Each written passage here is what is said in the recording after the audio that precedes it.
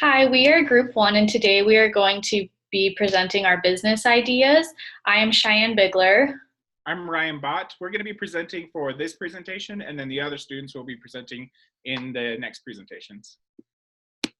So our first idea is called Write Right. So basically, this is going to be a service to help students review their homework and assignments and to get feedback. So it's basically kind of like the Writing Center that the U already provides, but this is going to be a lot more interactive for students, especially those who can't be on campus all the time. It'll allow them to send their papers in via email, things like that, to a website and still get feedback from professionals in their field. This is going to allow students to have access with their tuition, and it'll allow students to have higher grades, especially those who work or who have busy schedules and can't make the time to come into school every day just to have a paper reviewed. You can also pick who you want to review it, so you can pick someone who's more in your field or someone just for a more general view of your paper. So it'll be really flexible in that area. And you can also pick how long you want it to be edited. So if you're wanting something quick and done fast and just say, I want it done in 24 hours, it's not going to be as great, but you just want something, that'll be a thing that'll be available to you. And then you can also choose if you want it read for over a 3-day span, things like that, and that'll have a little more looked into it by the professionals.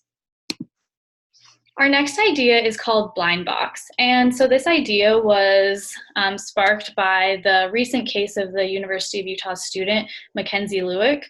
So basically, this is going to be a system will be a GPS tracker, especially for those who are going on blind dates, things like that, meeting people from the internet to do so in a safe way, but also get to have that experience.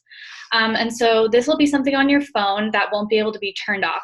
In that case, her phone was turned off and that's why all the trackers stopped, but this will make it so your phone can't be turned off. So if anything goes wrong, your phone will still be tracking your location.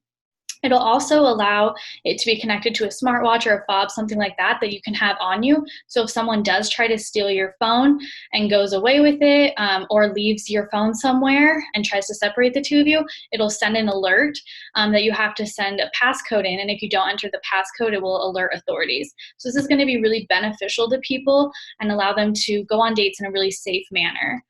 You can also, you'll have to enter the passcode every couple hours, things like that, just to make sure that you're safe, and it'll let people who you want to let it know. And it'll also have it so if you enter a passcode wrong 3 times, it'll send out a distress code and alert authorities where you're located. So if someone tries to turn it off, there's no possible way to do so. It'll also create a black box where it's going to be recording your voice and everything happening so that they have that as evidence of what happened during the time. This is going to be a really beneficial tool to those who want to do online dating but do so in a really safe way. Our third idea is called Rent a Spot, and this idea was kind of sparked by having trouble finding parking spots. So this is an app that will allow people to rent parking spots ahead of time. And so a lot of people have problems finding parking before big events. It's always really expensive, or you have to park really far away, and it's just really not accessible to everyone. So this will allow you to rent a spot on your app before the event, so that when you get to the event, you know where you're parking, you've already paid for it, and it's way more simpler than having to find a spot and go around 20 different parking lots.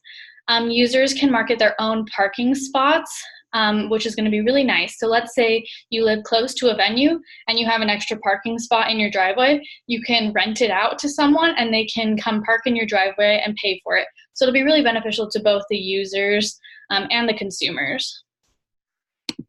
Our fourth idea is called Secure Package, and this idea was sparked by having your packages stolen. And this is something that happens to a lot of people, especially those who are working all day and they are expecting a package to come, but when they get home, it's not there because someone stole it. If someone sees a box sitting outside your door all day, someone's probably going to try to take it. So this will be a decorative piece that'll be on your doorstep that has a lockbox underneath with a code that you can give to the postman. So it's going to really help a lot of people combat this loss of their packages. It can be something like a bench or a table, things like that, and it'll be a decorative item. So if you have big packages that you'll be expecting, you'll probably want to get the bench, and then your big packages can be put inside underneath, or it can be a smaller item such as a flower pot or maybe a lamp, things like that. So it'll look nice on your porch, but it'll also save your packages. And our fifth idea is called Taste of Home, and this is going to be a subscription box that allows you to feel at home without being at home. So it'll be a marketing piece that's mainly for small towns that will send you goodies from it, and this will really help for marketing for these small towns and tourism, but also allow those people who maybe don't live in their hometown anymore, they can still feel like they have goods from the area without being able to visit it every year.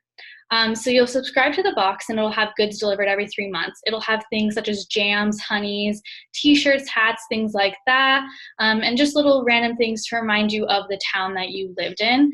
And it can be really useful for a lot of people. So those are the 5 ideas that we came up with after we had come up with 30 to 35 ideas.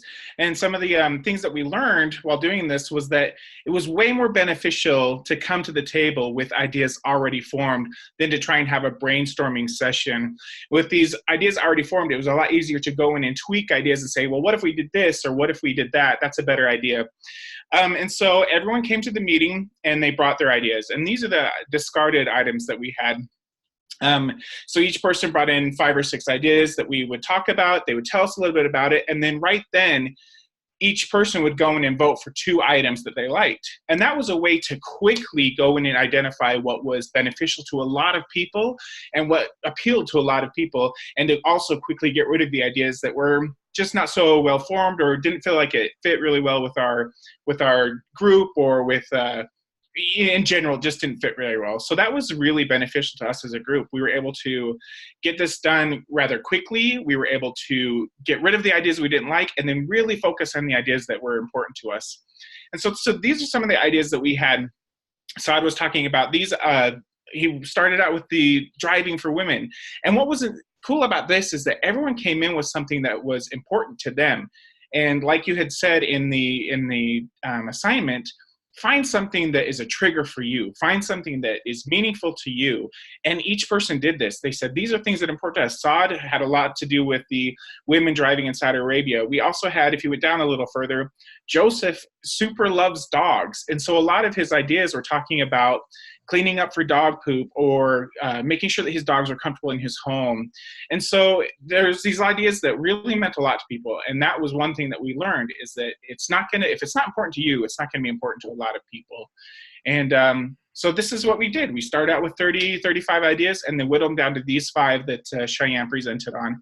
And I am really proud of the 5 that we came up with. We worked hard on it, and I think it's something that could be beneficial. And then we'll whittle it down and get 2 or 3 ideas, and then whittle it down to 1 and present 1 final idea. So I think this was a good project, and I'm excited to go on. All right, and then that was our presentation, and we, again, are group 1. Thank you. Thank you. Bye.